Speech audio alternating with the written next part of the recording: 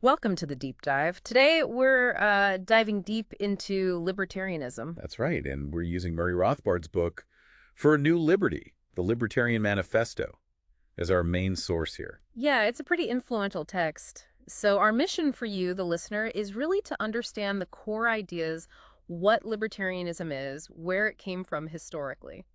And, it's really a fundamental challenge to how we usually think about the state and government power. And as always, it's important to say we're exploring the ideas in the source. We're not necessarily endorsing them, just trying to understand what Rothbard is arguing. Exactly. His book lays out a vision that's quite different from the standard left-right political map we're used to. It really is. And one interesting point our source brings up early on. Oh, the thing about the Libertarian Party. Yeah. How it's grown by sticking to a clear ideology, which kind of goes against the grain of, the supposed American preference for just pragmatic politics, focusing only on winning. It does make you think, doesn't it? Maybe there's more appetite for principle out there than is often assumed. Okay, so let's get into the substance. Where does libertarianism actually come from? Our sources trace it back. Back to classical liberalism, yeah. 17th, 18th centuries. Think the English Revolution. Right.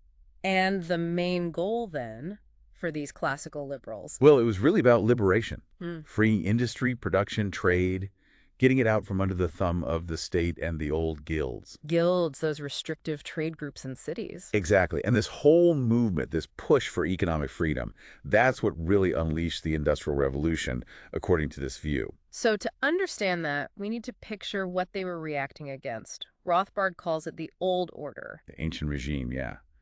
Absolute monarchies, divine right of kings. Feudal land monopolies. And those guilds we mentioned controlling urban production. Europe was just, tangled up in controls, taxes, special favors, monopoly privileges granted by governments. It sounds incredibly restrictive. It was. It really choked off progress and kept the economy stagnant for centuries. So the classical liberals mounted this kind of revolution against it. A major push, yeah. And they had victories. The English, American, French revolutions are seen as part of this. But it wasn't a clean sweep. Why not? What was the resistance? Well, think about who benefited from the old order. Kings, nobles, landowners with huge estates, privileged merchants, the military, bureaucrats. They weren't just going to roll over. Makes sense. Power defends itself. Right. So things like land monopolies, state-sponsored churches, aggressive military policies, limits on who could even vote those things persisted. They hung on. And this led the liberals to realize they needed more people involved, right? To push for broader voting rights. Exactly. They saw that most people, workers, peasants, artisans, entrepreneurs, their basic interests actually lined up with individual liberty. And it's interesting, back then, early 19th century, these free market liberals were called liberals, even radicals. The conservatives were the ones wanting to keep the old order. So the terms were almost reversed from today. In a way, yes. And the source makes the big point about how socialism then came along and sort of outflanked classical liberalism on the left. How so? Well, originally, liberals were the party of change, of progress, of liberty. They were the left. But socialism positioned itself as even more radical, pushing liberals into this awkward middle position. Which wasn't really accurate, according to this viewpoint. No, because libertarianism is fundamentally radical. It wants fundamental change towards liberty. Letting socialism claim the left label was, the source argues, a huge strategic blunder. It muddied the waters. Okay. And the source identifies two key reasons why classical liberalism kind of lost its radical edge, right? Yes. Two big shifts in thinking. First, and maybe most importantly, they moved away from natural rights philosophy towards utilitarianism. Yeah. This happened around the early to mid-19th century. Okay, let's unpack that. Natural rights means? It means freedom is based on a fundamental moral claim. Your right to yourself, your right to your property. It's about justice. And utilitarianism. That argues freedom is good because it leads to the best overall outcome, the general welfare, the common good. It's more about usefulness, about expediency. And why was that shift so damaging, according to Rothbard? Two main reasons. First, it makes liberty less absolute. If it's just about what's useful, well, sometimes chipping away at liberty might seem useful in the short term for some other goal. A natural rights person sticks to principle. A utilitarian might bend. So it opens the door to compromises and state intervention. Exactly. The source mentions the Benthamites in England started out fairly laissez-faire, but because their basis was utility, They gradually shifted towards more and more state control, focusing on efficiency over rights. That makes sense once you give up that bedrock principle. Right. The foundation gets shaky. It becomes easier to justify exceptions one intervention at a time. Okay, and the second factor in the decline. Gradualism. People like Herbert Spencer, who were initially quite radical, started thinking that, well, sure, total liberty is the goal, but it's inevitable. It'll just evolve over thousands of years. So no need to fight for it aggressively now. Pretty much. They stopped seeing it as an urgent, active cause. Their focus shifted to just trying to slow down the slide into collectivism, rather than pushing hard for liberty itself. Which leads us nicely into the core principles of libertarianism as Rothbard presents them now. It starts with that idea of natural rights again. Yes, back to basics. The individual's right to choose their own goals, their own path. And this comes from our ability to reason, unlike animals acting on instinct. Because humans think and choose. Freedom is essential. It's necessary for survival, for flourishing. We need freedom to learn, to experiment, to develop ourselves, to act on our values. And interfering with that through violence Is seen as fundamentally anti-human. It goes against our very nature. building on that is self-ownership. The absolute right to control your own body, your own person. You own you. Full stop. And since we're physical beings in a physical world, Right. We need to interact with stuff. Land to stand on, resources to use. So you have to own not just yourself, but also the material things you acquire and transform. this sounds like Locke, mixing your labor. Exactly. That's the Lockean idea Rothbard uses. You pick the acorns, you farm the land, you mix your labor with unowned resources, and they become yours. That act of transformation creates the property right. This applies to homesteading too, claiming unused land. Yes. Finding unowned land, clearing it, farming it that makes it yours. You don't need permission from everyone else on Earth. Your effort establishes the claim. And once you own something, You have the right to exchange it, trade it, give it away, including inheritance. If Willie Stargell earns money, he can give it to his baby. It's his property to dispose of. so the whole free market economy is just a network of these voluntary exchanges. That's the libertarian view. Farmer sells wheat to miller, miller sells flour to baker, baker sells bread to you. Each step is a voluntary transfer of property titles, usually using money to make it easier. Everyone benefits, or the exchange wouldn't happen. Okay, so with that foundation of rights, self-ownership, property exchange, how does the state fit into this picture? Well, here's the core of the critique. Libertarians see the state as the ultimate aggressor against these very rights. Not just bad states, but the state itself. Yes, any state. Doesn't matter if it's a democracy, dictatorship, a monarchy. Its fundamental nature, they argue, is aggression against individuals and their property. Why? What makes it inherently aggressive? Because the state operates above the moral law that applies to everyone else. It claims the right to do things that would be considered criminal if you or I did them, like the Pentagon Papers showing government lying. That's one example, yeah. But the libertarian point is more fundamental. Apply the same moral rules to government agents as to everyone else. So what looks like war, Is mass murder, conscription, slavery. taxation. The source basically says, think of the state as a criminal gang, and its actions suddenly make a lot more sense from this perspective. What distinguishes the government from, say, a corporation or a charity? Two main things. Right. First, income. Almost everyone else gets money, voluntarily, donations, sales. The government gets its money by coercion, taxation. Pay up or face violence, jail time. And the second difference? Power. Only the government, aside from actual criminals, claims the right to use its funds to initiate violence against its own citizens or others. Banning books, forcing religious observance, controlling prices. Only the state does that systematically. So the argument is only the government can systematically violate property rights on a grand scale. Essentially, yes. Even the most limited governments rely on coercive taxation. And historically, governments have been the primary agents of mass murder and enslavement. That's why libertarians see the state itself, not just specific policies, as the fundamental enemy of liberty. And there's another layer. Who protects you from the state? Right, if they have a monopoly on protection services. Exactly. The state forces you to use its courts, its police. You can't opt out and choose a competitor if you think the state is doing a bad job or is actively aggressing against you. It claims the final say. What about that phrase, we are the government, especially in democracies? The source calls that ideological camouflage, a way to make state power seem legitimate, even voluntary. How does that work? Well, if we are the government, then if the government taxes you, you're just taxing yourself, right? If it drafts you, you're volunteering. if it persecutes dissenters. It's just us punishing ourselves. That's the absurdity it points to. The source uses the example of Nazi Germany. If the government is the people, then the murder of Jews wasn't murder, it was collective suicide. It's meant to show how dangerous that phrase can be. Okay, let's shift slightly to inequality. Libertarians aren't egalitarians, the source says. Why not? Because people are different, vastly different in talents, interests, drive. And this diversity is seen as a good thing, something that grows with civilization. Trying to force equality ignores this reality. And even in organizations that claim to be equal. You get hierarchies. Yeah. Leaders emerge. Robert Meckles called it the iron law of oligarchy. Even socialist parties end up with elites. It seems unavoidable in any group effort. Is there another reason the state tends towards oligarchy? Yes, its parasitic nature. Remember Franz Oppenheimer's distinction. The economic means versus the political means. Yeah. Economic means is production and voluntary trade. Political means is taking stuff by force robbery, taxation. And the political means is parasitic. Inherently. It requires prior production by others that it can then confiscate. It subtracts from the total wealth. And for this exploitation to really benefit the rulers, the loot has to be concentrated among a few. Yeah. If everyone robbed everyone equally, there'd be no net gain for the robbers. And taxation itself creates inequality. Like Sanders Spooner's point, yeah.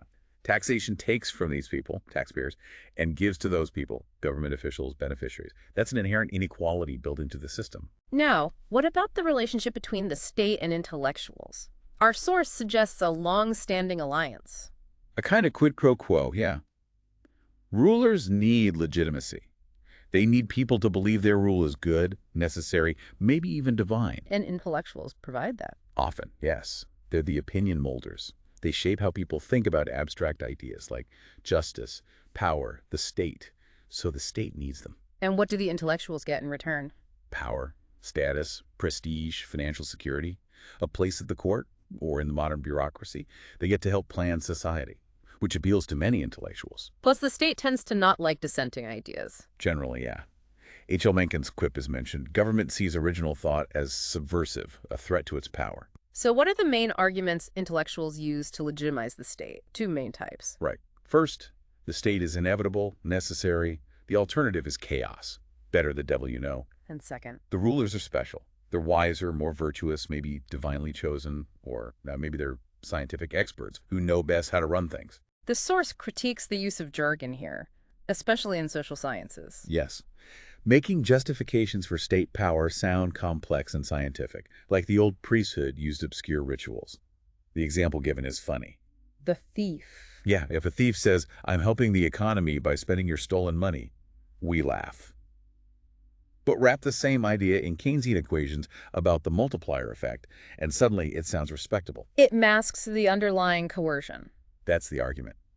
And it mentions the rise of unelected national security managers, whose expertise was maybe questioned after Vietnam, but who wield enormous power without direct accountability. So if the state tends to expand, what about attempts to limit it, like constitutions? De Juvenel's point is brought up theories meant to limit power often get twisted by the state itself to justify more power. And the U.S. Constitution, the Bill of Rights, seen as a major attempt. The most ambitious attempt, yeah. Written limits, judicial review. But John C. Calhoun argued way back that since the judiciary is part of the government, it will inevitably interpret the Constitution in ways that expand state power.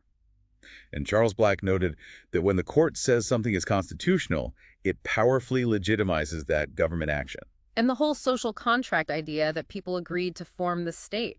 Oppenheimer's view is cited again. Historically, states weren't formed by agreement, but by conquest and violence. Okay, let's quickly recap the core libertarian rights then. Absolute right to self-ownership. Absolute right to property you homestead or create. Absolute right to freely exchange or give away that property. And personal liberty and economic liberty, property rights, are intertwined. They're deeply connected. Two sides of the same coin, according to this view. All right, let's look at some specific areas where the source applies these principles. Education. Points out the massive government involvement, public schools, state universities, subsidies. Inflation and stagflation. The libertarian view here blames government control of money. The Federal Reserve System expanding the money supply, leading to rising prices, and also distorting the economy, causing the boom-bust cycle. It contrasts sharply with Keynesian explanations. So the Fed creating money out of thin air. That's the mechanism described buying assets, banks multiplying deposits through fractional reserves. This inflation messes up investment decisions, leading to recessions later. And Watergate. Seen as a moment where the mask slipped, the illegality, the lies, the abuse of power, it shattered the public's trust in the presidency and institutions like the FBI and CIA, a real turning point in cynicism about government. Okay, let's run through some specific issues. Involuntary servitude. That covers things like the military draft seen as slavery and compulsory jury duty, called jury slavery. The argument for juries being voluntary. If it's important, people should want to do it or be paid to do it well, like judges or lawyers, not forced. What about labor unions? Criticized for special government privileges, like those granted by the Wagner Act, which are seen as giving them coercive power they wouldn't have in a free market. The Taft-Hartley Act is viewed as just the state tinkering with power it created. Crime and punishment. Focus shifts from the state punishing crime to restitution for the victim. Criticizes long pre-trial jail time. Violating speedy trial rights. Exactly. Argues against imprisonment before conviction unless caught red-handed. And police should be subject to the same laws as everyone else. No special immunity. None. And harsh criticism for indeterminate sentences based on psych evaluations rather than the actual crime committed. Punishment should fit the objective crime. Personal liberty issues. Freedom of speech and incitement. The view is that speech itself, even urging a riot, isn't a crime unless the speaker directly participates or orders the violence as part of a criminal act. Believing in free will means you can't blame the speaker for the listener's actions. Radio and TV freedom. Government ownership of airways, since the Radio Act in 1927, and licensing are seen as massive free speech violations, leading to censorship and bland, regulated content. Pornography. Bans are seen as violating property rights to produce, sell, own, and freedom of the press. What about laws enforcing morality, sex, drugs, gambling?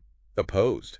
Whether it's conservative bans or liberal attempts to enforce their version of morality, coercing behavior deprives individuals of the freedom to choose their own path, even if others disapprove. Birth control and abortion. Supports free access to birth control, but opposes compulsory birth control. Strongly defends a woman's absolute right to choose abortion, arguing the fetus has no right to inhabit her body unbidden. Gambling laws. Seen as absurd and unenforceable, lacking public consensus on criminality. Right to bear arms. A fundamental right to self-defense against criminals.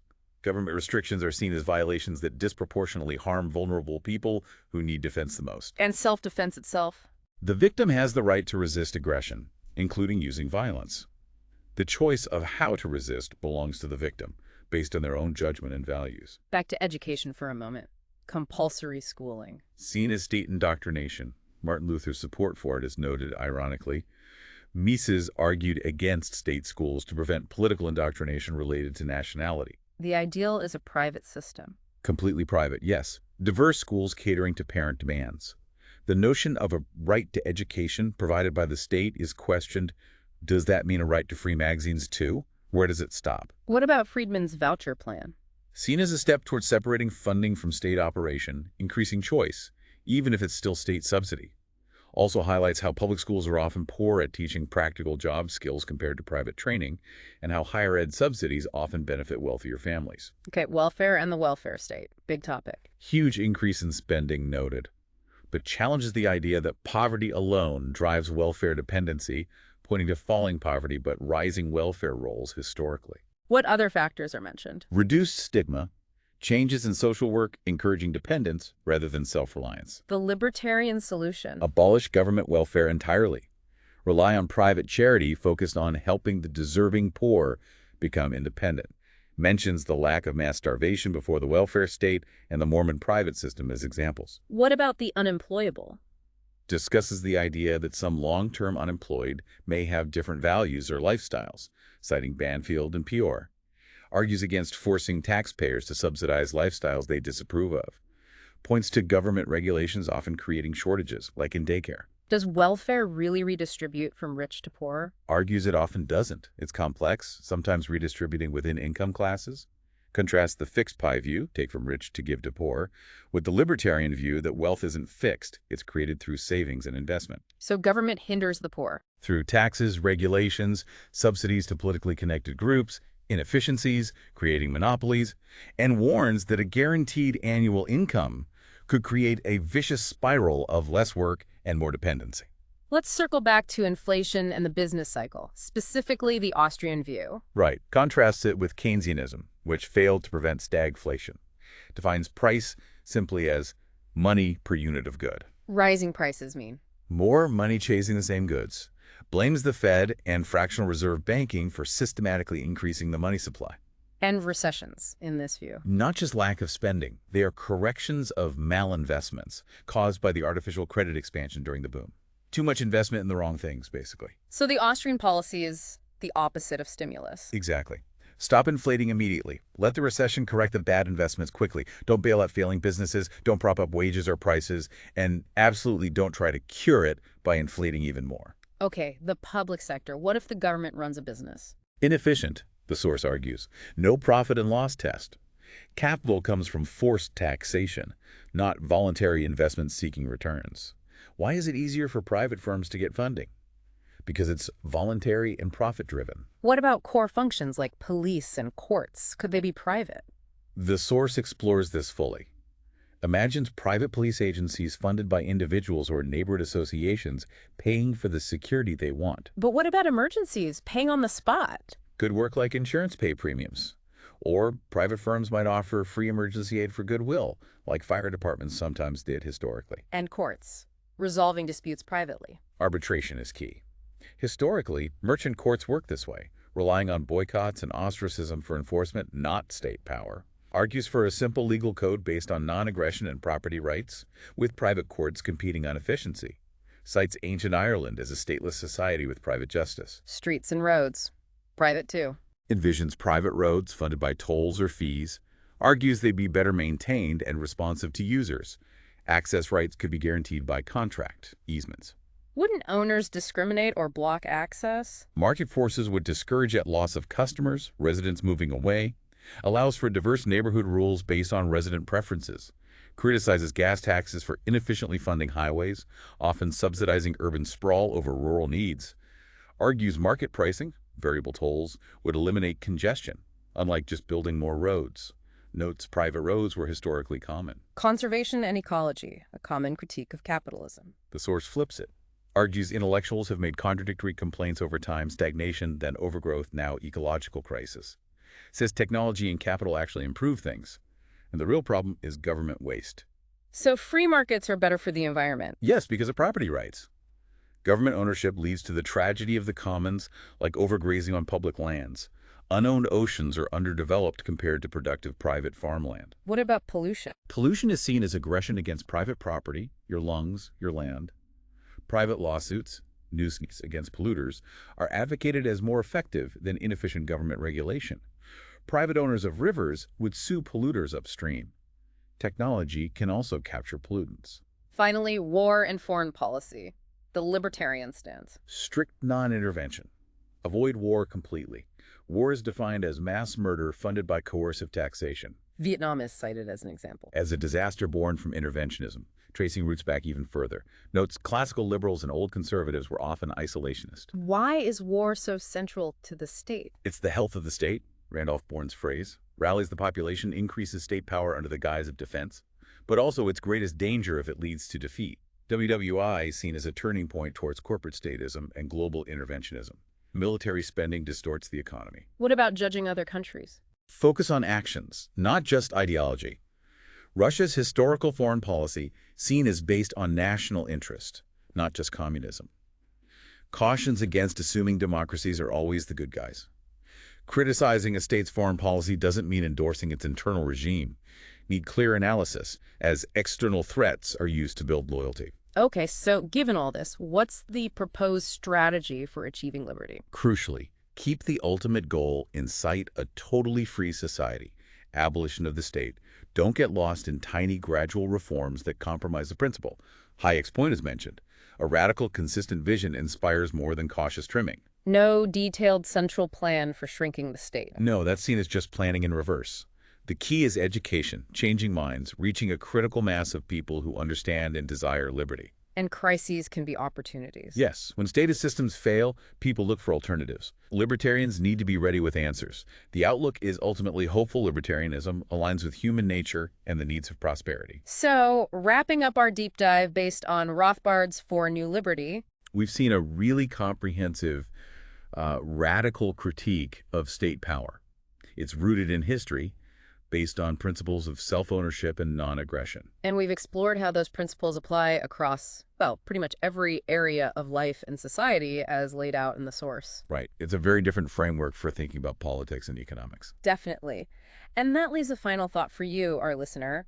Given how deeply the state is woven into everything now, if society did move significantly towards the libertarian vision Rothbard presents, what do you think the biggest, most immediate impact would actually be? Yeah, and conversely, what parts of the current system, what institutions or groups would likely put up the strongest resistance to that kind of fundamental shift? Something to ponder. Thanks for joining us for this deep dive.